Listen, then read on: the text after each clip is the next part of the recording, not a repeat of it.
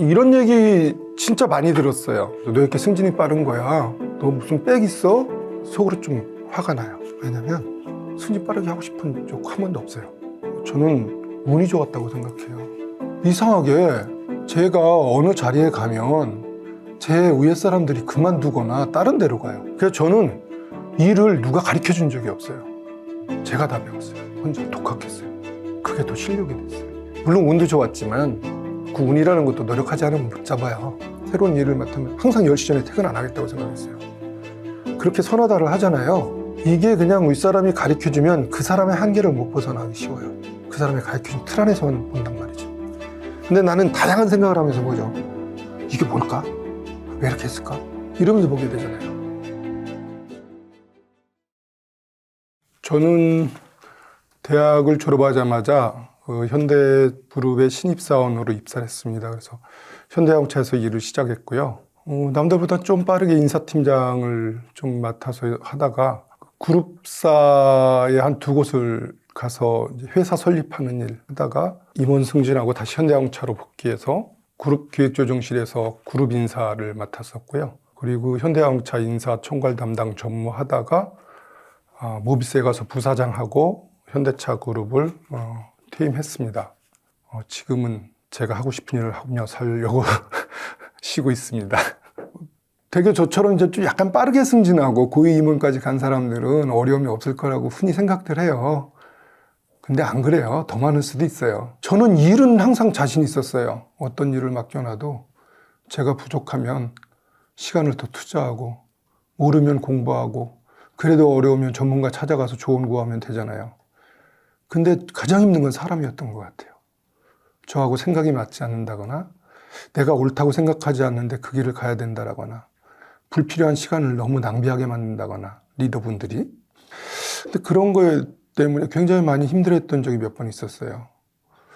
그럴 때마다 저는 마음속으로 한 몇 가지 포인트가 있어요. 그걸 견뎌내는.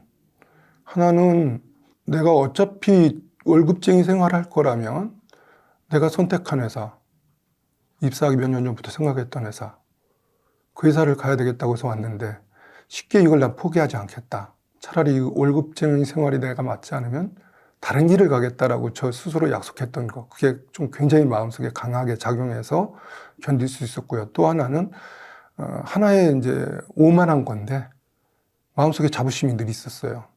저분보단 내가 낫다. 내가 왜 저 사람 때문에 이 힘들어해야 되냐. 이런 거로 이겨냈던 것 같고요. 그리고 또 하나가 있어요. 그건 정말 이제 어떻게 보면 나한테 힘을 주는 일인데, 나의 위의 일인데, 두 가지는 저 마음속에 있는 것들이고, 정말 오늘은 정말 나 이 회사 다니기 힘들다. 정말 이건 아닌 것 같다.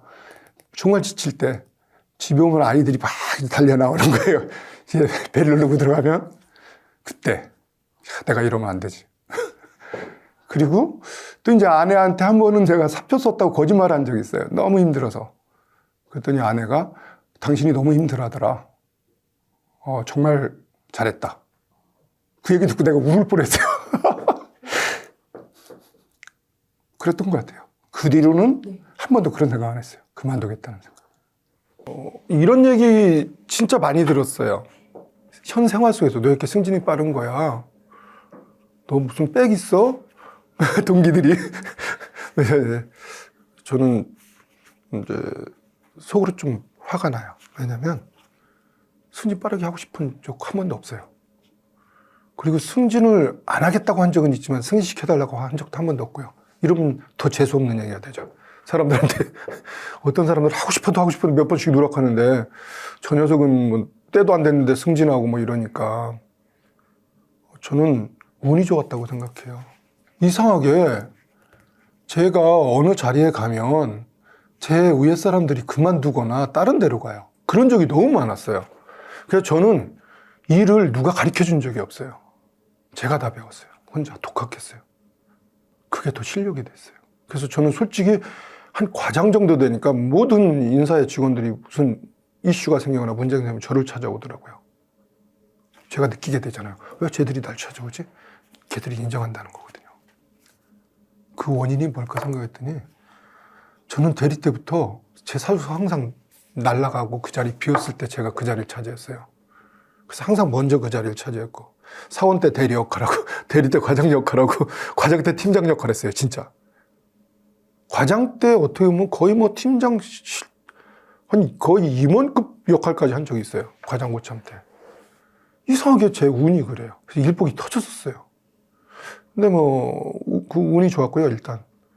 그거를 감당하기 위해서 무지하게 노력했죠. 그래서 그랬을 거예요, 아마. 그리고 저를 좀 믿어주는 상사들이 있었고요. 굉장히 중요해요. 사람은 사람을 잘 만나야 돼요. 저같이 고집도 세고 건방진 녀석을 그래 그래도 너만 한 놈 없다 이렇게 생각해 주는 사람이 있으니까 승진하는 거지. 쟤는 안 돼 뭐 이렇게 생각하는 사람도 있거든요. 그래서 저는 운이 좋았다는 얘기죠. 가장 중요한 건 좋은 선배를 만나고 남 모르게 노력해야죠. 저는 진짜 창피할까 봐 남 앞에서 노력 안 했어요. 되게 사람들은요, 남의 겉모습만 봐요. 아까 내가 화가 났다고 그랬잖아요. 친구들이 너 무슨 빽 있어? 너 이렇게 승진이 빨라? 물론 운도 좋았지만 그 운이라는 것도 노력하지 않으면 못 잡아요. 저는 이 일을 하기 위해서 가르쳐 줄 사람도 없고 무지하게 노력했어요. 예를 들어서 회사 하나 설립하러 갔어요. 근데 그 회사의 비즈니스에 대해서 아무것도 모르는 거야. 근데 내가 아무리 이 회사를 셋업한다면 이 회사 비즈니스 기본을 알아야 되잖아요. 그걸 배우기 위해서 그 똑같은 동종업계 인사팀장도 찾아가고 막 그랬어요. 굉장히 적극적인 거죠. 연락해서 알지도 못하는 사람. 그리고 또 뭐 친구 하나 다리 건너서 또 그쪽 업계 뭐 고등학교 동기가 뭐 또 그런 쪽에 있다더라 또 밤에 찾아가서 한 서너 시간 얘기 듣고 오고. 전 그래서 새로운 보직을 맡으면 새로운 일을 맡으면 항상 10시 전에 퇴근 안 하겠다고 생각했어요. 그렇게 서너다를 하잖아요. 이게 그냥 윗사람이 가르쳐주면 그 사람의 한계를 못 벗어나기 쉬워요. 그 사람이 가르쳐준 틀 안에서만 본단 말이죠. 근데 나는 다양한 생각을 하면서 보죠. 이게 뭘까? 왜 이렇게 했을까? 이러면서 보게 되잖아요. 그리고 또 중요한 건 그렇게 하면 쟤한테 이 업무 맡기면 쟤 누구 가르쳐주는데 어떻게 금방 저렇게 해왔지? 그리고 옛날 방식하고 약간 다르네? 그럼 어떻게 생각했어요? 상사는 저놈 일 좀 하네? 그랬던 것 같아요. 사람이 많이 모여 살면 분명히 말들이 나와요. 나쁜 말 할 때는 함께 하지 말아야 돼요. 그게 사실이다 하더라도.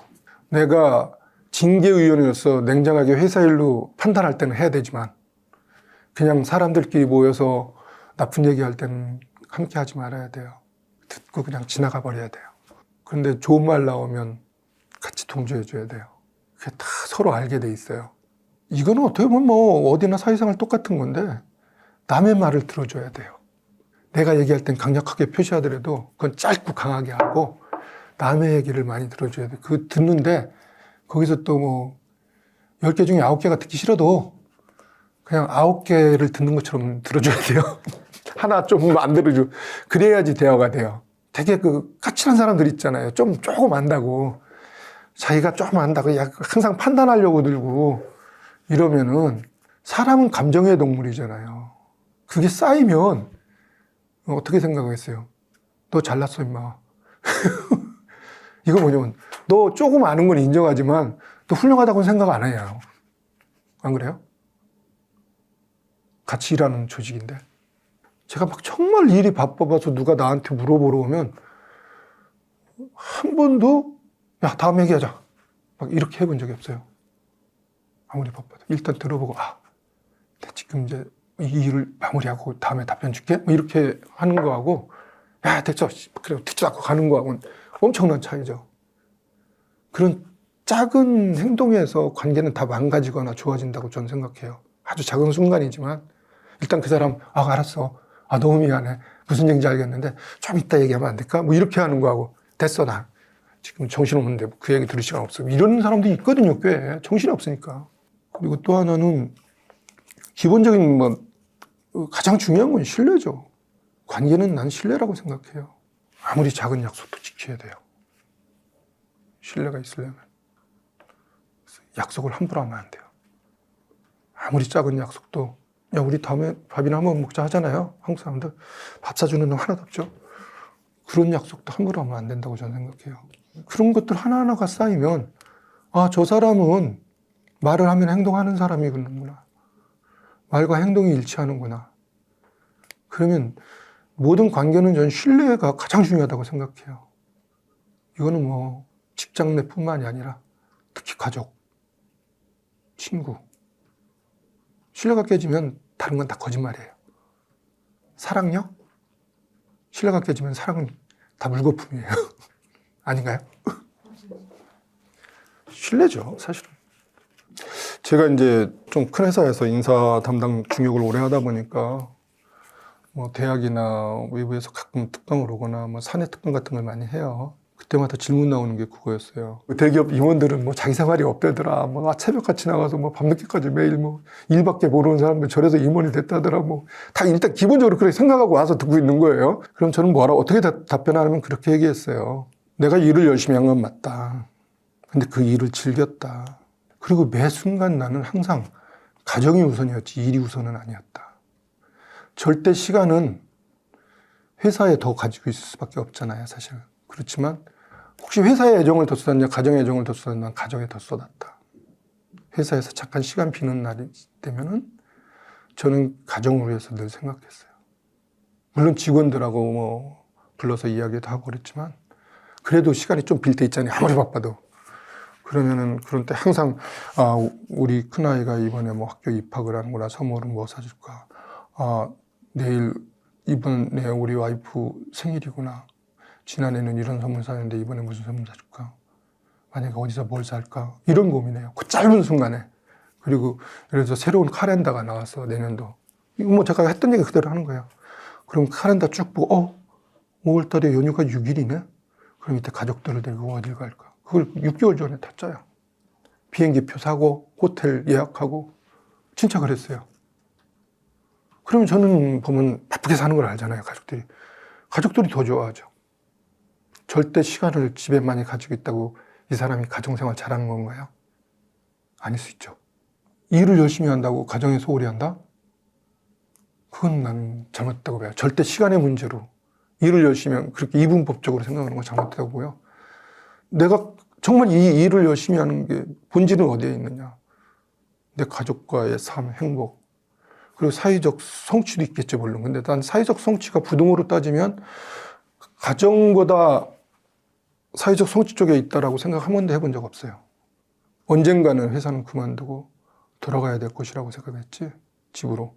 결국은 가족들을 좀 편안하게 하고 좀 더 낫게 만들기 위해서 사회에 나와서 열심히 일하는 거지, 그게 뒤집어져 있지는 않다고 생각했어요. 글쎄요, 뭐 제가 일하면서 열심히 했기 때문에 수많은 흔적들이 있겠지만, 기업이라는 것은 항상 경영 환경에 따라서 바뀌는 것들이에요. 제도도 바뀔 수 있고요. 어떤 그때그때 방침도 바뀔 수 있고요. 그래서 난 그런 거는 그때그때 바뀌는 거라 그렇게 중요하다고 생각을 안 해요. 이 일을 할 때 내가 어떤 생각으로 했냐, 그 본질이 뭐냐, 일을 대하는 태도가 어땠냐, 바라보는 시선이 어땠냐가 훨씬 더 중요하다는 거죠. 그냥 보여주기 위한 일, 내가 뭔가 이걸 마무리하기 위한 일, 이렇게 일을 하면 전 회사에 크게 도움 안 된다고 생각해요. 쉽게 말하면 미봉책에 가까운 일들을 하게 된단 말이죠. 당장 윗사람한테 보여주기 위한 일이 될 수도 있고요. 진짜 유산으로 난 내가 바라는 거예요. 사실인지는 모르지만. 정말 나랑 같이 일했던 친구들이 그 사람한테 이건 정말 내가 배웠어. 일을 하는 방식이나 태도, 회사를 바라보는 시선, 동료들과 협력하는 관계.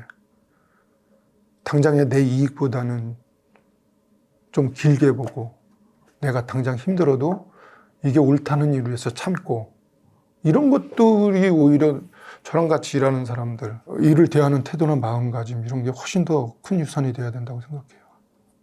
저한테는 회사는 보물창고였어요. 제가 노력만 하면 보물을 언제나 얻을 수 있는. 난 그래서 많은 사람들이 회사 욕하고 막 이러는 게 난 이해가 안 됐어요. 욕하니까 보물이 안 보이는 거죠. 내가 조금만 노력하면 회사가 보상해주고. 난 항상 승진할 때마다 미안했어요, 회사한테. 왜 나를 자꾸 승진시키지? 한 것도 없는데. 진짜예요.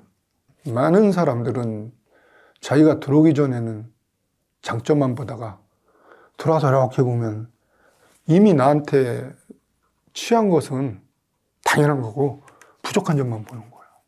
노력은 안 하고. 내가 세상을 어떻게 바라보느냐의 문제, 이것도.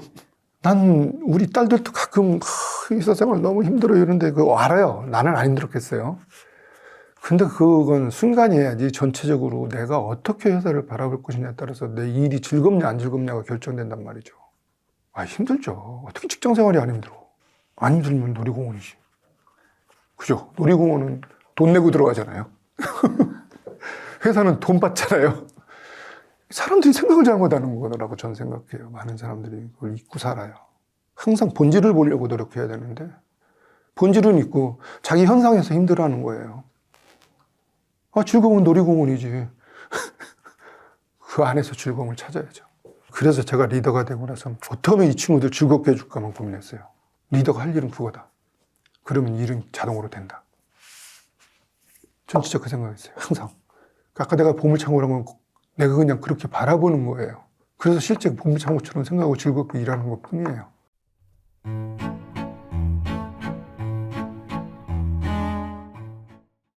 이게 결국에는 내 성장에 도움이 된다, 회사 일이. 그거를 연결해 주는 게 저는 상당히 중요한 부분이라고 생각을 해요. 그래서 제가 이제 항상 얘기를 많이 하는 게 절대로 회사를 위해서 일하지 말자. 개인을 위해서 일하자. 개인의 성장을 위해서. 무슨 얘기냐면 회사라는 거는 사실 되게 가상의 실체잖아요. 뭐 주인이 뭐 있는 경우도 있지만 어쨌든 뭐 여러 사람이 모여서 만든 그런 가상의 조직인데 그걸 위해서 남을 위해서 일하는 거는 절대 이제 동기부여가 되지 않는다. 그래서 지금 하는 일이 나의 성장에 도움이 되는 일이라고 생각을 하면은 저는 이제 신나서 일을 할 수 있다라고 생각을 하거든요. 똑똑하게 일하는, 그러니까 열심히 일한다는 거는 이제 속도라고 생각을 하고요. 예, 얼마나 빨리 하는가. 근데 이제 점점 똑똑하게 일한다는 거는 이 일을 왜 하는 거지? 예, 이 일이 우리 회사 전체에서 어떤 의미가 있는 거지?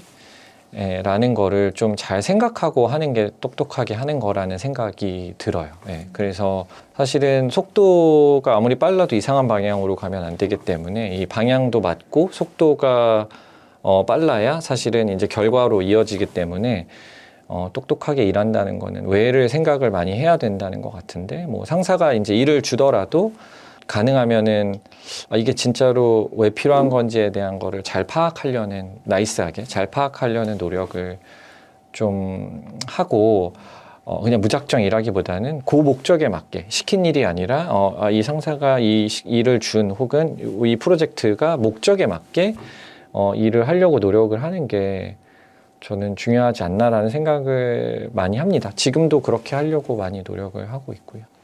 그러니까 일단은 쉬운 게 먼저 하면 리더의 입장에서 어떻게 하면 팀원들의 동기를 끌어낼 수 있을까가 제 생각에는 모든 리더들의 가장 큰 고민인 것 같고, 최근에는 이 고민이 정말 큰 것 같아요. 그러니까 대기업이라고 해서 이 고민이 없는 게 아니고 뭐 큰 기업일수록 오히려 그런 경우도 많더라고요. 그래서 이게 생각해 보면은 팀장님들은 그래도 회사에 대한 로열티도 있고 이미 뭐 성장에 대한 욕구가 크기 때문에 그 자리에 간 것도 있고 해서 다들 좀 동기가 올라와 있는 경우가 많은데, 이것과 이제 팀원들 간의 동기의 갭이 분명히 존재를 한다고 보는데, 이거에 대해서 저도 고민을 되게 많이 하고 있고, 뭐 정답은 없지만, 제가 기본적으로 중요하다고 생각하는 거는 인간의 어떤 본성에 맞게 동기부여를 해야 된다라는 생각을 해요. 그래서 여기서 말하는 인간의 본성은 제가 고민했을 때는 세 가지 정도인데, 하나는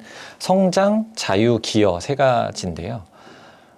이거를 이제 뭐 꼭 이것뿐만 아니라 어떤 인간의 본성이나 기본적인 성향을 이렇게 역행해가지고 하는 거는 정말 쉽지 않더라고요. 효과도 적고. 근데 이렇게 결에 맞게 가는 게 중요하다고 생각하는데, 성장 먼저 얘기해 보면은 저는 인간은 누구나 다 성장에 대한 욕구가 있다고 생각해요. 그게 크든 작든 혹은 숨기고 있는지 혹은 그걸 이미 포기해 버렸는지의 차이지, 그냥 본능에 있다고 생각을 하는 게, 사람은 태어날 때 걷지도 못하고 혼자 먹지도 못하고 뭐 의사 표현도 제대로 못하고 하는 그런 되게 불완전한 존재로 태어나서 하나하나 이제 그렇게 역량을 갖춰가면서 독립적인 존재로 커나가는 게 어떤 인간의 DNA 안에 있는 속성이라고 생각하거든요. 그래서 누구나 다 사실은 조금 더 나은 사람이 되고 싶다라는 욕심은 있다고 생각해요. 아, 나는 성장에 관심 없어. 난 그냥 지금 이대로 편하게 사는 게 좋아라고 하는 사람들도 저는 실제로는 마음 한가운데 어딘가는 계속 불편한 부분이 있을 거라고 생각해요. 그래서 이런 부분을 건드려 주는 게 되게 중요하다라고 생각을 하는데, 그래서 이거를 자극할 수 있는 방법은 저는 제일 중요한 것 중에 하나는 커리어에 대한 논의라고 생각해요. 그러니까 팀장님이 이제 팀원분들과 1대1로 커리어에 대한 논의를 많이 하시는 거를 저는 권해드리는데, 왜 회사에서 뭐 내가 커리어까지 챙겨줘야 되냐, 일하기도 바쁜데 이렇게 생각하실 수 있지만, 기본적으로 이제 팀원들과 20년 뒤 네가 무슨 커리어를 가고 싶니? 이게 사실은 어려운 논의인데, 뭐 그렇게까지 하기 어려우면 뭐 3년 뒤, 5년 뒤에 너 다음 팀은 어디를 가면 좋겠니? 혹은 우리 팀 안에서도 넌 다음에는 어떤 경험을 해보고 싶니? 이렇게 이 사람이 앞으로 커리어적으로 어떤 인생을 살고 있는지에 대한 논의를 하면 이 사람이 어떤 부분을 좋아하고 어떤 부분을 개선하고 싶고 이런 거에 대한 좀 아이디어가 생긴다고 보거든요. 그러면은 그걸 가지고 이제 지금 하는 일과 연결을 하는 게 중요하다고 생각해요. 그래서 예를 들면 뭐 나중에 어떤 뭐 투자 전문가가 되고 싶은 사람이 있어요. 전략팀인데. 그러면은 좀 전략적인 일을 하더라도 예를 들면 투자에 관련된 일을 조금 맡긴다든지 뭐 숫자를 보는 일을 좀 맡긴다든지 할 수가 있을 거고, 그 다음에 아니면 반대로 나는 뭐 숫자는 잘 아니까 오히려 뭐 그 영업적인 부분 혹은 사업 개발적인 부분을 맡긴다든지, 그러니까 이런 일을 좀 맡기면서 이게 결국에는 내 성장에 도움이 된다, 회사 일이. 그거를 연결해 주는 게 저는 상당히 중요한 부분이라고 생각을 해요. 그래서 제가 이제 항상 얘기를 많이 하는 게, 절대로 회사를 위해서 일하지 말자, 개인을 위해서 일하자, 개인의 성장을 위해서. 무슨 얘기냐면, 회사라는 거는 사실 되게 가상의 실체잖아요. 뭐 주인이 뭐 있는 경우도 있지만 어쨌든 뭐 여러 사람이 모여서 만든 그런 가상의 조직인데, 그걸 위해서, 남을 위해서 일하는 거는 절대 이제 동기부여가 되지 않는다. 그래서 지금 하는 일이 나의 성장에 도움이 되는 일이라고 생각을 하면은 저는 이제 신나서 일을 어느 정도 할 수 있다라고 생각을 하거든요. 그래서 그런 환경을 이제 팀장이 최대한 만들어줘야 된다고 생각해요. 그러니까 가능하면은 이제 커리어 목표에 맞는 일을 좀 주려고 노력을 하고, 지금 하고 있는 일이 내 커리어에 어떻게 도움이 되는지를 계속 연결해 주려고 노력하고, 그 다음에 이제 정말 이게 아무리 해도 이걸 맞출 수 없다라고 하면은 이건 뭔가 저는 잘못된 거라고 생각하거든요. 그 사람이 잘못된 일을 하고 있던지, 아니면 뭐 능력이나 뭐 성향과 맞지 않는 커리어 목표를 갖고 있다든지 뭐 이런 건데, 어쨌든 그 성장은 이런 식으로 좀 맞춰줬을 때 좀 동기가 살아난다라고 저는 생각을 하고 있고요.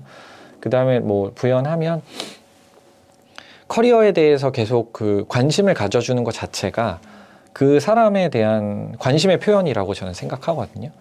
내가 진짜 너를 여기서, 그러니까 속된 말로 내가 팀장하는 동안 너를 어떻게든 뽑아 먹어서 나도 이제 성과가 좋아지겠다, 이게 아니고, 정말로 나는 네 인생을 응원하고 네 커리어를 응원하는데, 우리가 지금 여기에 뭐 1년이 될지 2년이 될지 3년이 될지 모르겠지만 있는 동안은 정말 같이 해보면서 어떻게든 좀 서로의 성장, 뭐 팀원도 성장하고 팀도 성과를 내고 이런 윈윈을 한번 해보자라는 의지의 표현이라고 생각을 하거든요. 그게 이제 성장에 대한 얘기인 것 같고요. 그 다음이 자유인 것 같아요.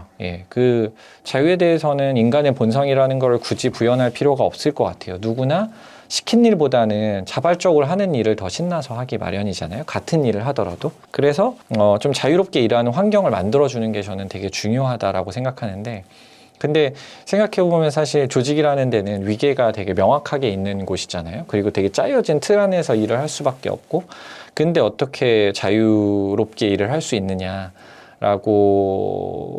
뭐 생각을 할 수도 있는데, 근데 저는 그 안에서도 할 수 있는 게 그래도 꽤 있다고 생각을 하거든요. 그래서 우선은 일을 줄 때부터 의미 있는 단위로 잘라서 줘야 된다고 생각을 해요. 그래서 예를 들면 너 뭐 A 회사에 대해서 조사해와 보다는 자, 우리가 이런 신사업 프로젝트를 하고 있는데 경쟁사들의 어떤 동향으로부터의 시사점을 좀 뽑아보고 싶어. 그러니까 A 회사에 대해서 좀 조사해 주지 않겠니? 라고 하는 게 저는 그 사람한테 이제 내가 되게 중요한 일에서 이런 부분을 하는구나 라는 어떤 룸을 만들어주는 행위라고 생각하거든요. 그러면 훨씬 더 본인이 자유롭게 느낀다는 거죠. 그리고 또 뭐 예를 들면 의사결정을 되게 빨리 해주는 게 중요하다고 생각해요. 그러니까 무슨 얘기냐면 실무진이 그러니까 회사기 때문에 의사결정을 상사가 안 할 수는 없지만 가능하면 실무진이 가장 많이 한다고 생각하고 믿어주고 뭐 얘기했을 때 그렇게 하세요라고 빨리 얘기해 주는 거. 물론 이제 뭐 심각한 오류가 있으면 막아야겠죠. 근데 그렇지 않는 이상 최대한 바로바로 대답해 주면 마치 내가 의사결정하는 것과 똑같은 그런 느낌을 느낀단 말이에요. 대부분 내가 원하는 대로 해도 보고는 하지만 바로바로 결정해줘. 그러면은 내가 스스로 되게 자유롭게 일하고 있다라는 감각을 줄 수 있기 때문에 예를 들면 이런 것들. 그 다음에 저는 가능하면은 뭐 일하는 시간, 뭐 장소, 연차, 뭐 일하는 방법 이런 것들은 뭐 회사 여건이 허락하는 한 그냥 본인의 자율에 맡기는 게 중요하다고 더 좋다고 생각하고 그리고 가능하면은 정말 작은 것까지 토시 하나까지 마이크로 매니지는 가능하면 안 하려고 참는 게 좋다. 그게 이제 자유를 제한하는 거고 일을 점검을 할 때도 어디까지 됐어 갖고 와봐 라고 수시로 물어보는 것보다는 차라리 일주일에 한 번씩 한 달에 한 번씩 뭐 중간 보고 기말 보고 뭐 이런 식으로 마일스톤을 정해서 정규적으로 점검하는 게 자유도가 오히려 높아진다. 그래서 생각해보면 그 자유도를 높일 수 있는 행동들은 많이 있다고 생각하고요. 이거의 기반에는 사실 되게 중요한 게 믿음이 있어야 된다고 생각해요. 그러니까 자유도를 줄 수 없는 이유는 팀원을 믿지 못하기 때문에 일을 믿고 맡기지 못하는 경우가 많고 수시로 체크하고 마이크로 매니지를 하게 되는데 일단 저는 기본적으로 믿어야 된다고 생각하거든요. 저 사람도 충분히 역량 있는 사람이고 순수한 의도를 갖고 있고 잘할 수 있는 사람이다라고 우선은 믿어줘야 잘하는 거지 잘하면 믿겠다는 잘 통하지 않는다고 생각해요. 믿지도 않는데 뭐 잘해보고 싶은 마음이 생기지 않거든요. 그래서 반대로 해야 된다고 생각하고 마지막으로는 이제 기여인데요. 기여라는 게 저도 잘 몰랐던 개념인데 예전에 팀에 이제 행복도 조사를 위한 그 질문을 뽑아내기 위한 논의를 좀 했었어요. 그 팀원들이랑. 그래서 언제 행복하니, 언제 불행하니를 좀 물어봤었는데 언제 불행하니에 꽤 많은 답변 중에 하나가 내가 뭔가 쓸모없는 일을 하고 있는 것 같을 때, 그러니까 일이 많아서 적어서 이런 것보다는 내가 하는 일이 별로 회사에 그렇게 큰 도움이 되고 있다는 느낌이 들지 않을 때, 되게 그때가 불행하다고 하는 거예요. 그래서 거기서 좀 느끼고 공부를 좀 해봤더니 인간의 본성 중에는 저희가 사실 인류 역사상 한 90% 이상을 이제 사냥이나 이제 수렵을 하면서 이제 이렇게 이동하면서 살아왔잖아요. 그러니까 그때는 내가 뭔가 조직에 기여하는 게 없으면은 버려진다라는 그 두려움이 DNA에 있기 때문에 어떻게든 뭐라도 기여를 했을 때 안정감을 느낀다는 거죠. 그래서 이런 안정감을 느끼게 해주는 게 되게 중요하다. 팀장으로서 어떻게 느끼게 해줄 수 있는가를 고민을 했는데 이게 작은 성공의 경험들을 좀 많이 하게 해주는 게 중요한 것 같아요. 이미 뭐 안정감을 많이 느끼고 있는 분들한테까지는 필요 없지만은 새로 들어온 사람들이나 아무래도 동기가 좀 안 올라온 사람들한테는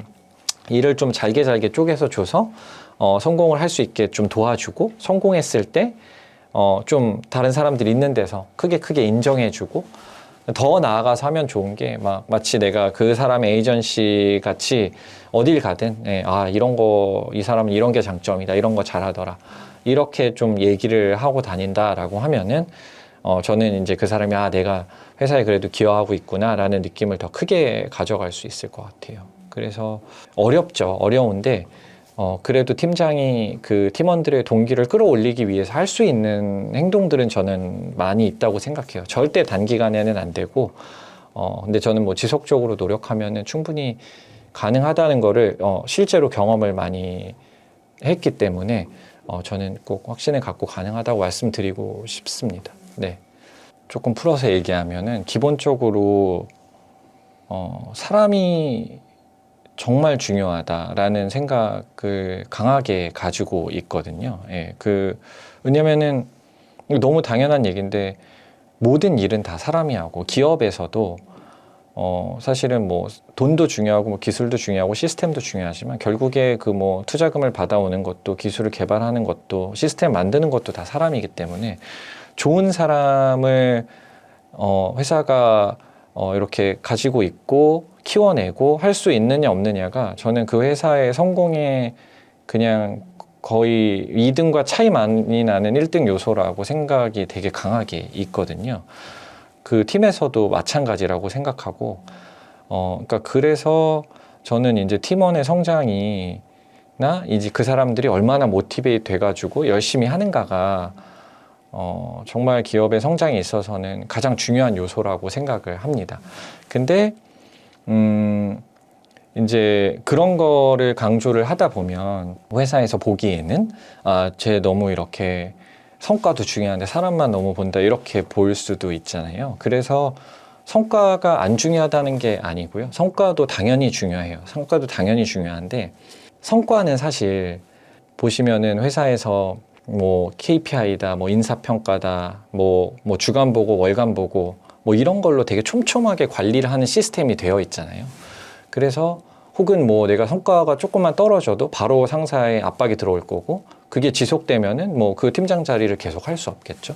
그러니까 성과는 사실은 뭐 이런 거를 굳이 강조하지 않아도 그냥 기업의 시스템상 성과는 엄청나게 이제 리더들이 신경을 쓸 수밖에 없는 시스템이 되어 있단 말이죠. 근데 사실은 정작 이 사람의 어떤 기본적인 그런 역량과 근본적인 역량이 지속적으로 올라가야 사실은 회사도 더 발전하는 건데 정작 여기에는 시간을 많이 못 쓴단 말이에요. 그래서 저는 뭐 책에서도 썼고 항상 드리는 말씀이 성과보다 사람이 중요하다라고 일부러 더 강조를 많이 하거든요. 왜냐하면은 그렇게 하지 않으면 성과만 계속 보기 때문에 그런 거고 그래서 이렇게 강조하는 이유 중에 하나가 먼저 이제 사람을 위한 시간을 떼놓자라는 건데 사실 이거를 되게 중요하게 생각하고 살아온 막 책까지 낸 저조차 사람에 대한 순수하게 사람에 대해서 제 캘린더 중에 사람에 대해서 쓰는 시간을 계산해 보면은 제 생각에는 많이 나와야 15% 내외일 것 같아요. 근데 만약에 제가 이거를 의지를 갖고 억지로 이렇게 신경 쓰지 않으면은 금방 0%로 날아가는 거는 금방인 것 같거든요. 그래서 전 사람에 대한 중요성을 강조하고 그 다음에 팁으로 꼭 말씀드리고 싶은 거는 사람에 쓰는 시간을 항상 먼저 내 캘린더에 떼놓자. 예, 저는 주로 원온원 1대1 미팅을 많이 하라고 말씀을 드리는데 그런 미팅을 뭐 각 팀원들과 뭐 한 달에 2번, 뭐 일주일에 1번, 얼마가 됐든 간에 미리 그 시간을 빼놓고 그 다음에 이제 다른 것들을 적용을 하시라는 말씀을 드리고 싶고 다른 일들을 그 다음에 만에 하나 그러니까 가능하면 그 1대1 미팅 뭐 사람이 쓰는 시간은 정해놓은 대로 쓰시기를 지키기를 노력을 해야 되는 것 같고 만에 하나 정말 불가피하게 그게 미뤄지더라도 이제 지우지 말고 미뤄서라도 좀 시간을 쓸 수 있는 그렇게 내가 의지를 갖고 사람에 대한 시간을 써야 된다라고 생각을 하고요. 그게 성과로 이어지는 거를 정말로 눈에 보이게 할 수 있냐라고 하면은 사실 그거는 쉽지 않을 것 같은데 근데 그냥 상식적으로 생각했을 때 그냥 100% 할 수 있는데 80%만 하는 팀원 뭐 자기 역량 개발도 안 하고 그냥 계속 정체돼 있는 팀원이 낼 수 있는 성과와 120%를 일하고 계속 자기 개발을 하는 팀원이 낼 수 있는 성과는 이거는 뭐 어떻게 눈에 보이는 걸로 증명을 하지 않아도 증명할 수 있는 부분이라고 생각하고요. 그 다음에 또 하나 여기서 강조를 하고 싶은 거는 그래서 사실은 성과 관리를 체계적으로 하는 것도 저는 되게 중요하다고 생각해요. 왜냐하면 세상의 인식이 사람에 대해서 제가 이렇게 하는 것들을 곱게 보지 않을 때가 많기도 하고 결국은 되게 비정하지만은 조직은 성과로 평가를 하게 돼 있잖아요. 그래서 그 성과도 정말 어떻게 하면 내가 조금 더 잘 우리 팀원들이 성과를 낼 수 있게 만들어줄까라는 고민을 많이 해야 되는데 그 조금 더 구조적이고 체계적으로 해보자는 거죠. 그래서 저는 일을 주기 전에 일을 설계하는 과정부터 이 일을 왜 해야 되지? 라는 거를 설계하는 과정부터 일을 줄 때도 되게 세심하게 커뮤니케이션을 잘하고 동기부여가 될 수 있게 그 다음에 일을 하는 과정에서도 그 일을 정말로 해낼 수 있도록 마음을 다해서 여러 가지 방법이 있죠.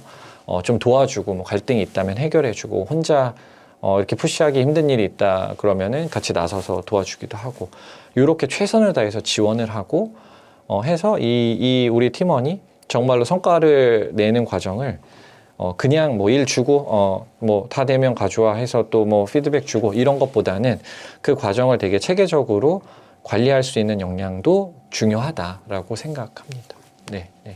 조직 문화에 대한 거를 네, 뭐 공부하면서 맞춰 나간 것도 있고 사실은 제가 지금 생각해 보면은 정말 좋은 리더분들을 많이 만났거든요. 예, 그래서 어떻게 보면 그 리더분들한테 배워왔던 것들이 좀 체화가 돼 있었던 것들이 팀장 때 이런 거를 좀 해봐야지 하는 걸로 나오는 것도 있는 것 같고요. 그 다음에 이제 고민을 하면서 예를 들면 모놀로그 이런 거는 제가 이제 대학 때 동아리에서 했던 거거든요. 이제 어떻게 하면 우리가 조금 더 서로에 대해서 잘 알 수 있을까? 뭐 이런 고민을 하다가 그런 것들을 좀 불러오기도 하는 것 같고, 예, 그런 좀 다양한 경로로 생각을 하게 됐던 것 같아요. 근데 이게 통한다는 거를 말씀드릴 수 있는 게 제가 이걸 정말 많이 했거든요. 지금까지 여러 팀에서 해봤고, 외국인하고도 했었고, 그 더 우리보다 사생활에 대한 게 예민하잖아요. MZ 뭐 어린 친구들도 했었고, 되게 무뚝뚝한 뭐 그런 남자 뭐 이런 친구들하고도 했었고 했는데 처음에는 거부하는 경우들이 있어요. 막 이런 거 왜 하냐고 막 이런 경우들도 정말 많이 있었는데 그런 사람들이 재밌는 거는 제가 20분 주면은 막 40분, 50분 막 이렇게 하는 경우들도 많이 봤어요, 제가. 이게 그래서 저는 느낀 게 뭐였냐면 사람이 생각보다 나에 대한 이런 깊은 이야기를 하는 게 좀 잠재된 본능이구나라는 생각을 좀 했어요. 되게 오픈하기 싫어하는 것도 있는데 물론 뭐 방송하고 막 이런 데 나와서까지 하는 거는 정말로 부담스러워 하겠지만 이렇게 소수의 뭐 항상 이제 같이 지내는 팀에 본인의 이야기를 오픈하는 거는 생각보다 좋아하더라고요. 네, 제가 걱정했던 것보다. 그래서 뭐 물론 끝까지 되게 소극적으로 하시는 분들도 있는데 대부분은 생각보다는 오픈을 많이 하시는 것 같아요. 예, 저는 그러니까 뭐 여러 가지가 다 복합적인 것 같아요. 그러니까 이거 하나하나가 뭐 바로 효과를 보고 이런 거는 아닌 것 같고, 물론 뭐 그런 모놀로그도 그렇고, 뭐 페어웰, 웰컴, 평소에 이제 팀장이 팀원들과 어떻게 커뮤니케이션을 하는가, 그 다음에 팀원들 중에도 사실은 서로 이렇게 좀 끈끈하게 묶어주는 역할을 하는 친구들이 있냐 없냐, 뭐 이런 거에 따라서 사실은 많은 부분이 영향을 주겠지만, 그래도 하나하나 그런 요소들을 계속 이렇게 추가해서 시도해 보는 게 저는 팀 문화를 만드는 데 있어서는 되게 중요하다고 생각하고요. 그렇게 좀 이것저것을 시도하다가 제가 나중에 이제 좀 또 하나 생각을 했던 게 좀 팀이 커지다 보니까 이제 팀장이라는 사람이 어떤 그런 가치관을 가지고 생각을 가지고 의사결정을 하고 팀을 이끄는지를 예전에는 막 밥 먹으면서 뭐 이렇게 얘기를 많이 할 수 있었는데 뭐 팀이 커지면 사실 얘기할 수 있는 기회가 줄어드니까 잘 이해 못하는 사람들이 많아지더라고요. 그래서 이제 그때부터는 제가 저의 어떤 가치관들을 좀 정리해서 내가 생각하는 거는 뭐 이런 거 행복, 성장, 믿음 뭐 등등 이런 게 중요하고 왜 그렇게 생각하는지를 정리를 한번 했었던 것 같아요. 그래서 이제 그런 것들도 한 번씩 다 같이 할 수 있는 자리에 좀 이야기도 하고 뭐 이런 것도 좀 나중에는 더 했던 것 같습니다. 네. 제가 원래는 술을 되게 좋아했었어요. 사람 만나는 것도 좋아하고 술자리도 좋아하고 그래서 뭐 일도 열심히 했지만 회식도 정말 많이 하고 사람들도 많이 만나서 술 막 늦게까지 마시고 이런 거를 좋아했었는데 우연한 계기로 4년 전부터 술을 끊고 지금은 아예 술을 안 마시거든요. 이게 물론 건강도 좋아지지만 어떤 효과가 있냐면은 저한테 아침 시간이 좀 생기더라고요.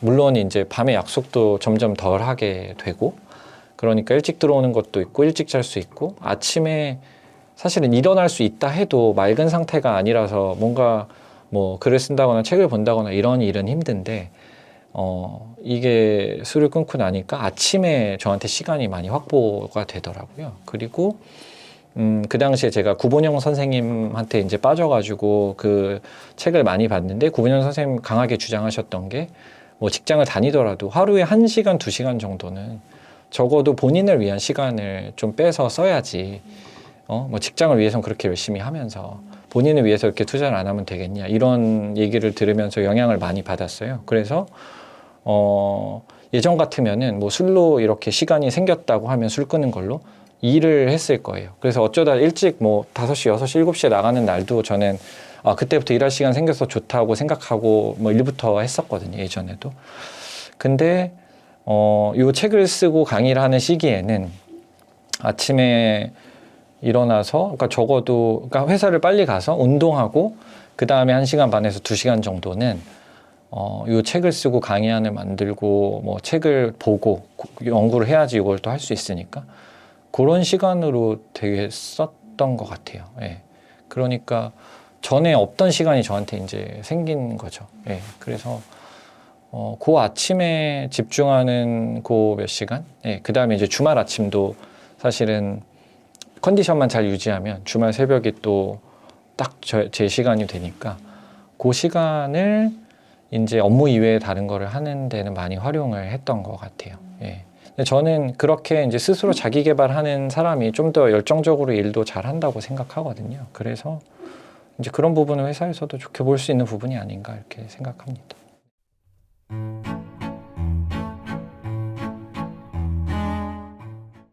잘 될 거라고 생각을 막연하게 했지만 실제로 그렇지 않았어요. 그래서 60군데 이력서를 냈는데 10번의 면접을 떨어졌고요. 그래서 너무 많이 떨어지니까 나중에는 정말 막 의기소침해지고 자괴감이 드니까 한 번은 어떤 회사에 전화를 해서 여쭤보기도 했었어요. 저랑 면접 봤던 임원분 좀 통할 수 있냐. 계속 쓰고 떨어지다 보면 내가 하고 싶은 얘기가 아니라 상대방이 듣고 싶은 얘기를 나의 언어로 이야기를 해야 하는구나를 조금씩 깨달았던 것 같아요. 저는 새로운 시도를 할 때 이건 내가 할 수 있을까 없을까를 가늠한 스타일은 아니에요. 3년이라는 시간이 어찌 보면 굉장히 짧을 수도 있는데 밀도가 되게 있었던 시간이었기 때문에 처음에 많이 깨지고 부딪히고 했지만 그것들이 나한테 굉장히 경험으로 쌓여 있구나. 이렇게 좀 주인의식을 갖고 일할 수 있었던 그 태도가 처음에 생겼기 때문에 내가 부딪혀 봐야지 아는 거다라는 생각을 갖고 좀 앞으로 한 발씩 나아가는 편이었던 것 같습니다. 안녕하세요. 저는 글 쓰고 강의하고 브랜드 경험기획 컨설팅을 하고 있는 허윤이라고 합니다. 반갑습니다. 네, 저는 대학교 때는 특별히 꿈이 없었던 것 같아요. 지금 돌아보면 뭔가 막연하게 막 뭘 내가 하고 싶어 하지? 어떤 일을 하고 싶어 하는 사람이지? 이런 생각들을 막연하게 하다가 우연히 이제 패션을 제가 전공을 했는데 패션과 경영학을 전공을 했는데 패션 잡지에서 스타일링 어시스턴트라고 이제 기자를 보조하는 그런 일을 할 기회를 얻게 됩니다. 그래서 한 아르바이트죠. 어떻게 보면 아르바이트로 대학교 3학년 때부터 한 1년 반 정도를 꾸준하게 일을 하면서 그때 일의 세계를 조금 경험을 하게 되고요. 뭔가 나는 좀 브랜드 앞단에서 먼저 기획을 하고 만들어내는 이런 일을 하고 싶은데 라는 이제 막연함에 퇴사를 하고 이제 졸업을 하면서부터 엄청나게 입사 지원을 합니다. 잘 될 거라고 생각을 막연하게 했지만 실제로 그렇지 않았어요. 그래서 60군데 이력서를 냈는데 10번의 면접을 떨어졌고요. 그래서 너무 많이 떨어지니까 나중에는 정말 막 의기소침해지고 자괴감이 드니까 한 번은 어떤 회사에 전화를 해서 여쭤보기도 했었어요. 저랑 면접 봤던 임원분 좀 통할 수 있냐. 그러니까 사실 거절당하는 경험은 이제 대학교를 졸업하고 나오면서부터 당연히 시작되는 건데 근데 졸업을 하면 거절이라는 게 너무 두려웠었던 것 같아요. 처음에는 내가 사회에 당연히 학교 다닐 때까지는 그냥 뭐 공부하면은 뭐가 되겠지라고 막연하게 생각하던 게 졸업할 때 되면 좀 되게 불안감이 있죠. 그래서 실제로 떨어졌을 때 그 타격감은 상상을 초월했었던 것 같긴 해요. 떨어진다고? 그럼 나는 처음에는 좀 에이 하면서 다른 데를 넣지만 여러 번 반복이 되죠. 그래서 60군데 이력서를 넣을 때는 처음에는 굉장히 좌절했다가 나중에 오기가 생겼어요. 그래서 와, 이게 안 된다고? 물론 제가 엄청 열심히 취업 준비를 했었던 사람은 사실은 아니었어요. 어떻게 보면 전 좀 실용주의의 경험주의적인 좀 성향이 있어서 뭐 그 당시에 뭐 준비해서 해야 됐던 뭐 영어 점수 뭐 이런 것들에 어느 정도 반감이 있었어요. 아니, 영어를 할 줄 알면 되지. 뭘 점수를 왜 내야 돼? 라는 좀 생각도 사실은 있었고, 그냥 만나서 정말 필요한 영어면은 내가 차라리 하면 되지. 약간 어떻게 보면 좀 그런 좀 고집 때문에 이력서에서 떨어진 경우도 있었을 것 같아요. 하지만 그런 걸 설득하기 위해서 자기소개서를 더 촘촘하게 쓰고 나를 어필을 해야 되잖아요. 그래서 처음에는 본인 입장에서 보통 쓰죠. 저는 어렸을 때부터 옷을 좋아해서 막 이런 얘기들이 거의 대다수예요. 그러면은 관심이 없죠. 회사에서는 그 면접자가 어렸을 때부터 옷을 좋아했었던 거는 관심 대상이 아니잖아요. 그런데 이제 계속 쓰고 떨어지다 보면 내가 하고 싶은 얘기가 아니라 상대방이 듣고 싶은 얘기를 나의 언어로 이야기를 해야 하는구나를 조금씩 깨달았던 것 같아요. 막 클리어하진 않지만, 막 명확하진 않지만, 내가 하고자 하는 말의 방향을 그 회사에 맞춰서. 그러니까 회사가 60군데면은 다 굉장히 다양한 회사였겠죠. 어떤 회사는 생산을 하는 회사도 있고, 무역을 하는 회사도 있고, 브랜드 회사도 있고, 대기업, 중소기업, 뭐 외국계 여러 가지가 있었는데, 나중에는 처음엔 목표가 이거였었다면, 나중에는 그냥 굉장히 브로드하게 넣는 거죠. 넓게, 범위를 넓게. 그냥 일단 어디든 대고 보자라는 마음도 생기는 거예요. 네, 그랬었던 것 같아요. 그리고 나중에는 좀 오기가 생기면 패션 잡지나 그런 데 보면 맨 뒤에 앞에 화보 촬영에 쓰인 그 상품들의 브랜드의 뭐 인사팀이나 홍보실, 보통 홍보실 전화번호가 뒤에 인덱스로 쫙 나와요. 거기에 전 다 전화를 했어요.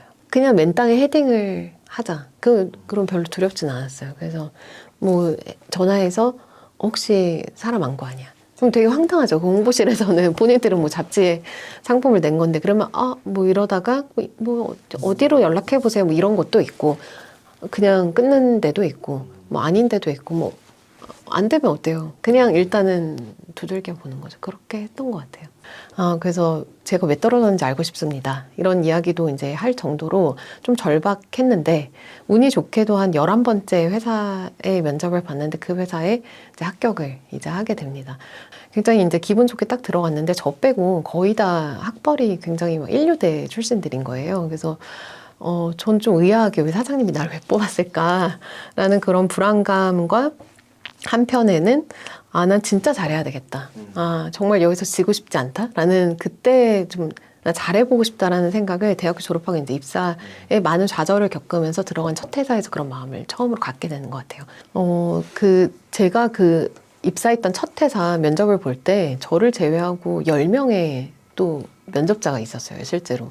근데 이렇게 옆에서 입사 카드 같은 거를 그때는 인사팀에 가서 먼저 썼었는데 동그란 테이블에서 3, 4, 5 모여서 이렇게 쓰니까 일단은 다 저보다 학교가 다 좋은 거예요. 그래서 근데 저는 뭐 주눅들기보다는 뭐 학교가 전부야? 라는 생각을 했었던 것 같아요. 왜냐면 그때 이미 10번의 면접이 떨어진 상태였잖아요. 그래서 그냥 약간 오기가 남아 있었고, 그리고 제가 1년 반 동안 패션 잡지에서 어시스턴트를 했었던 경험이 사실은 나쁘지 않은 경험이었었거든요. 그래서 내가 학교 다닐 때 1년 반 동안 이런 경험으로 어떤 거 인사이트를 느꼈습니다. 라는 이야기를 하려는 게 좀 있었고, 그리고 실질적인 경험이 중요하지라는 생각을 항상 그때부터 하고 있었어서 그냥 외적인 환경, 뭐 타인의 그런 거에 별로 신경 쓰지 말자라는 거를 계속 스스로 좀 주입을 했고, 다행히 모르겠어요. 그 사장님께서 지금 한국 뭐 패션협회 회장님이시기도 하세요. 그 사장님도 서울대를 나오셨고, 근데 그래서 워낙 뭐 그런 학교를 좋아했었던 것 같긴 한데, 되게 좀 저는 당차게 대답을 했었거든요, 그때. 그 점이 아마 마음에 드셨던 건가? 라는 생각을 나중에 했었던 이유는 그 회사가 굉장히 터프했었어요. 그래서 이직률이나 뭐 퇴사율도 꽤 높고, 그러니까 학벌이 좋다고 뭐 일을 잘한다라는 등식은 아니라는 거를 또 그 안에서 일을 하면서 저는 이제 강점을 계속 찾은 거죠. 아, 그러면 남들보다 더. 나는 그럼 세세한 것까지 뛰어다니면서 일을 한다든지 주말이고 뭐 아침이고 뭐고 없이 그냥 내가 해내야 되겠다라는 왜냐면 담당 카테고리가 있어요. 내가 기획을 잘해서 어떠한 패션 아이템을 잘 만들어서 소비자들이 좋아하는 걸 해서 많이 팔아서 매출을 숫자로 나오는 그러니까 결과가 확연히 나오는 일이거든요.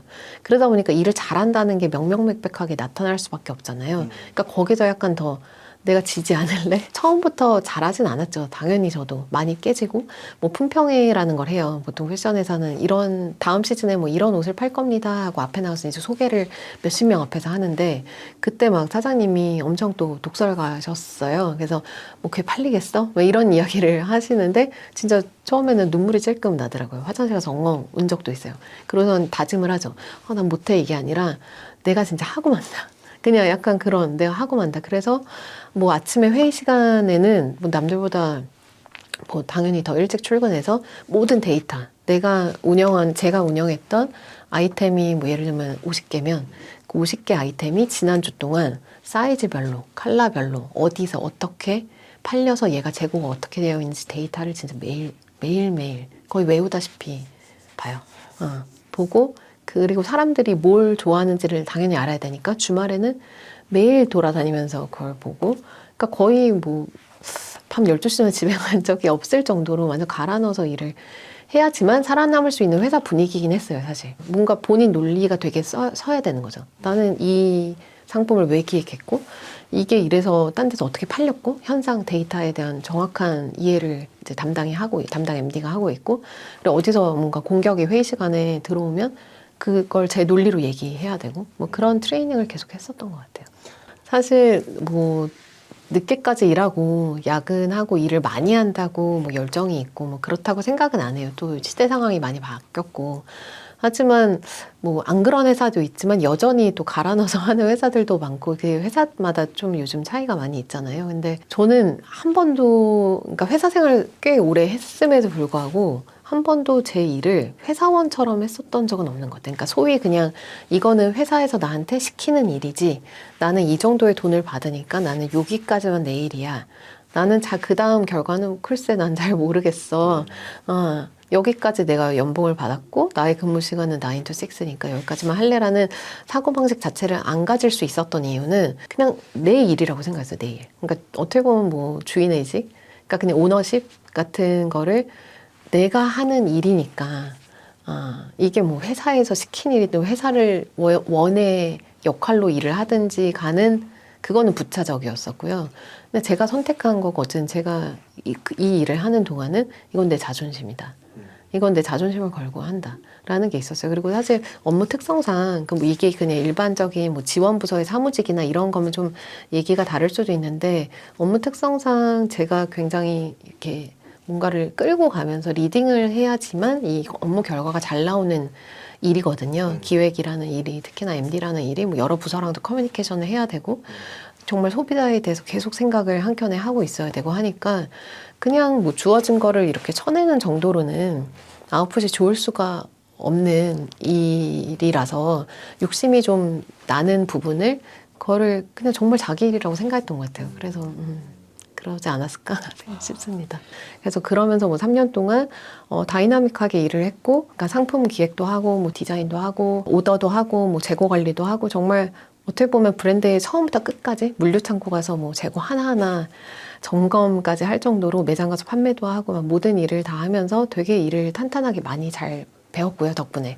그리고 이제 한 1,000억 정도 되는 매출까지 제가 오롯이 담당하는 성장을 하면서 한 딱 3년을 일하고 나니까 뭔가 좀 더 뭐랄까요, 약간 뭔가 좀 더 패셔너블한 일을 하고 싶다라는 좀 아직 그때 20대였기 때문에 그런 욕심이 좀 생기더라고요. 그 당시에 이제 팀장을 맡게 됐는데 그럼에도 불구하고 나한테 이런 직책의 중요함보다 뭔가 좀 새로운 경험을 하고 싶어라고 생각을 해서 그때 이제 1년 정도 밀라노의 이태리에 이제 마랑곤이라는 패션 스쿨이 있습니다. 그 학교에 마스터 코스라는 걸로 이제 유학을 가요. 뭐 엄청 공부를 열심히 했어요. 거의 대학교 때, 뭐 고등학교 때 사실 그렇게 공부를 열심히 한 편이 아니었었는데 그때는 제가 스스로 선택을 해서 뭔가를 도전을 한 거기 때문에 결과를 잘 내고 싶다.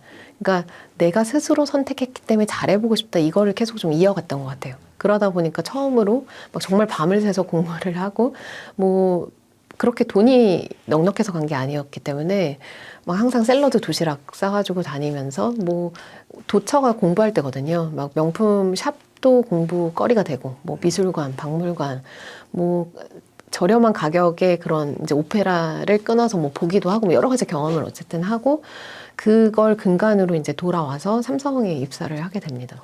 텐코르소코모라는 이제 편집샵이죠. 명품 편집샵을 그때 이제 런칭하는 첫 팀원으로 입사를 하게 되고 그래서 운이 좋았던 것 같고 타이밍이 잘 맞았던 것 같은데 굉장히 그 좋은 팀워크로 팀 멤버들도 다 너무 좋았어서 1000평짜리 매장이었는데 아무것도 없는 시멘트 바닥에서 그 매장이 진짜 오픈해서 오프닝 파티까지 하는 그 1년의 과정을 다 겪습니다. 그래서 아무튼 즐겁게 일했고 많은 걸 배웠습니다. 또 그러다가 특이한 또 선택을 해요. 삼성이라는 게 물론 됐을 땐 너무 기뻤죠. 와, 내가 60번 이력서를 넣고 뭐 대기업 공채 같은 거는 생각도 안 했었는데 오롯이 나의 뭔가 실력과 경험을 쌓고 새로운 도전으로 이런 결과가 나왔다는 걸 굉장히 좀 고무되어 있고 신나는 그런 사회생활을 하다가 문득 이 두 글자가 나한테 무슨 의미가 있나? 라는 생각을 해요. 그래서 또 거기서도 한 3년 정도를 다니고 나서 앞으로의 큰 흐름을 봤을 때는 SPA 브랜드, 소위 뭐 자라나 H&M이나 유니클로 이런 브랜드들이 이제 막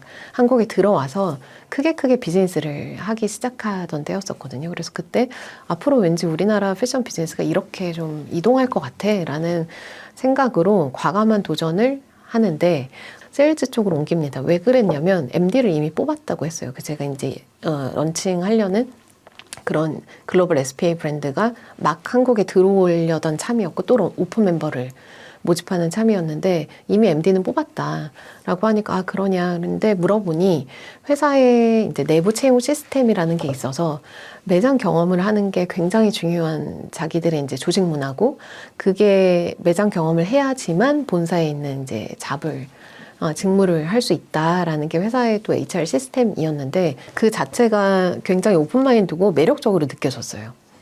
그래서 그래 도전해보자.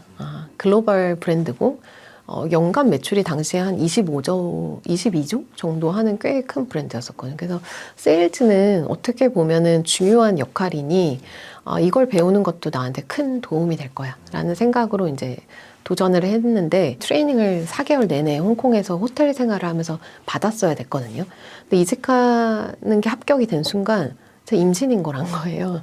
네, 그 전에 이제 결혼한 지 몇 년이 됐었고, 그래서 임신 또 12주 정도가 됐을 때 그 회사에 이제 연락을 해봤더니 괜찮대요, 본인들은. 괜찮다고 와라. 그래서 알았다. 저도 이제 큰 생각 없이 홍콩에 가서 사실은 이렇게 심적으로나 뭐 체력적으로 서서 온종일, 그것도 홍콩은 또 근무 시간이 9시간이거든요. 10시간이에요. 그러니까 점심시간까지 해서. 을 정말 이렇게 남들과 똑같이 서서 계속 서 있는 게 생각보다 쉽지는 않더라고요. 또 안 했었던 일이고 하니까 여러 가지로 내가 이 선택을 왜 했지? 내가 왜 이랬지? 라는 생각을 했지만 뭐 어떡해요. 제가 한 선택이니까 물를 수 없어서 일단은 하면서 그 안에서 또 많은 좀 학습도 하게 되고 배움도 있었던 것 같아요. 뭐였냐면 매장에서 세일즈 매니저를 한다는 뜻은 제가 층에 이제 담당하는 직원들이 꽤 많이 생기거든요. 그때 한 30명 정도를 이제 직원들이랑 같이 으쌰으쌰 일을 하다 보니까 상품을 하다가 사람을 이렇게 또 관리해야 되는 일이 의외로 재밌네. 나는 이게 좀 힘들다고 괜히 이렇게 등한시하는 마음도 속에는 있었는데 하다 보니까 이 사람들이 뭘 힘들어 하는지, 뭘 또 이루고 싶어 하는지, 이 친구한테는 어떤 거를 얘기를 해주면 좀 더 우리가 함께 성장할 수 있는지, 뭐 이런 포인트들 같이 뭐 이렇게 발전시키고 그걸로 어떤 결과를 내는 게 이게 내가 또 좋아하는 일의 한 부분이구나라는 걸 좀 힘들 때 깨달았었던 것 같아요. 그래서 뭐 그런 식으로 즐거운 경험이 있었고 그러다 그 회사에서 이제 본사 가서 HR을 하게 되고요. 실제로 사람 채용하고 교육하고 하는 일을 하게 되고 그러다 뭐 저는 계속 공부를 했어요. 그래서 회사 다니면서 첫 번째 회사에서도 이제 한국에서 대학원을 그러니까 야간 대학원을 동시에 회사 다니면서 다녔었고 그거를 이제 휴학하고선 또 회사를 계속 이직을 했고, 지금 방금 말씀드린 그 세일즈 하는 회사에서는 HR을 하다가, 과연 내가 진짜 좋아하는 일이 뭐지? 이런 생각들을 그때 많이 하다가, 사람이라는 화두가 갑자기 저한테 이제 몇 년 동안 생기니까 나는 그런 강의하고 좀 좀 꾸준히 공부를 해볼까 하면서 그때 되게 과감하게 다시 MD 쪽으로 대기업 MD 쪽에서 오퍼를 받고 합격을 했는데도 그걸 이제 입사 고사를 하고 박사를 가요. 그래서 퇴사를 하고 이제 다시 박사를 가고요. 근데 뭐 일만 하던 사람이기 때문에 공부만 오로지 한다는 게 또 어떤 의미가 나한테 있나라는 것 같고 한켠에 좀 고민이 있다가 한 학기만 하고 또 휴학하고 또 다른 회사에서 뭔가 좀 큰 팀을 또 맡을 일이 있어서 또 그러니까 공부와 일을 저는 계속 병행하고 뭐 함께 했다가 또 따로 또 같이 했다가 약간 이런 식으로 계속 그거를 반복을 해서 실은 거의 뭐 20여 년 동안 쭉 공부와 일을 계속 왔다 갔다 하면서 거의 함께 해왔었던 것 같습니다. 그래서 뭐 그랬다가 다시 또 대기업 그룹에 가서 쇼핑몰 오픈도 하고 그리고 마지막은 약간 대기업에서 좀 또 과감한 선택으로 스타트업으로 이직을 합니다. 어떻게 보면은 그 좋고 뭐 안정적인 그 회사를 그만두고 왜 스타트업에 가서 팀을 다 세팅하고 하나부터 열까지 했어야 되는 그런 일들을 하려고 하니 라는 이야기를 뭐 부모님서부터 주변에도 많이 했지만 되게 즐거웠어요. 어쨌든 도전을 하고 제가 스스로 기획해서 뭔가를 A부터 Z까지 만들어갈 수 있다는 경험이 그래서 그때 이제 브랜드를 하나부터 열까지 다 만드는 일을 하고 편집자 런칭을 해요. 그래서 뭐 한마디로 말씀드리면 브랜드 비즈니스에 있어서의 브랜드부터 영업, 판매, 그리고 사람 관리 이런 여러 가지 것들을 A부터 Z까지를 다 경험하고 나중에 스타트업에서 이 모든 경험을 다 같이 이제 활용하는 그런 커리어를 쌓아왔습니다. 저는 새로운 시도를 할 때, 막 꼼꼼하게 모든 사항을 이렇게 체크리스트를 뭐 만들어서 체크를 해보고 이건 내가 할 수 있을까 없을까를 가늠한 스타일은 아니에요. 아니고 왜 아니었던가를 생각을 해보면 그게 어떻게 보면 첫 번째 회사를 들어가기 전에 오히려 10번의 면접을 떨어졌었던 경험 그리고 그러고 나서 입사한 회사에서 거의 막 좀 끝까지 이렇게 달려봤던 그 3년이라는 시간이 어찌 보면 굉장히 뭐 짧을 수도 있는데 밀도가 되게 있었던 시간이었기 때문에 그 3년 다니고 이제 1년 유학하고선 삼성에 갔을 때 좀 놀랐어요. 왜냐면 나는 담당 카테고리로 이렇게 일을 했는데 왜 여기는 그냥 다 시키는 일만 하고 있는 그런 회사원 분위기지? 라는 생각을 좀 했었던 것 같아요. 그래서 이게 일의 밀도가 되게 달랐구나. 그래서 처음에 많이 깨지고 부딪히고 했지만 그것들이 나한테 굉장히 경험으로 쌓여 있구나. 이렇게 좀 주인의식을 갖고 일할 수 있었던 그 태도가 처음에 생겼기 때문에 어딘가를 이동하거나 이직을 할 때 두려움이 좀 덜 했었던 것 같아요. 물론 아예 없진 않았죠. 아예 없진 않고 이번엔 좋은 선택일까? 이걸 잘할 수 있을까? 뭐 맞을까? 뭐 이런 고민도 했지만 그때마다 고민한들 뭐 답이 없다. 내가 부딪혀 봐야지 아는 거다라는 생각을 갖고 좀 앞으로 한 발씩 나아가는 편이었던 것 같습니다.